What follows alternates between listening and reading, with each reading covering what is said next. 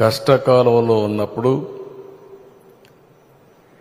ఏమాత్రం కూడా ఆలోచించకుండా జనసేన తెలుగుదేశం పార్టీ రెండు పార్టీలు కలిసి పోటీ చేస్తాయని చెప్పిన వ్యక్తి పవన్ కళ్యాణ్ గారు. అప్పటికి వాస్తవంగా ఆలోచిస్తే బీజేపీతో పొత్తులో ఉన్నారు.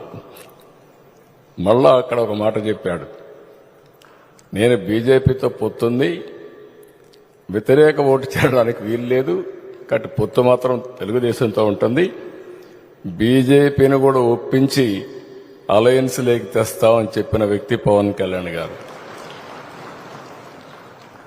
క్రానలాజికల్ గా మనం చూస్తే ఒకటి తర్వాత ఒకటి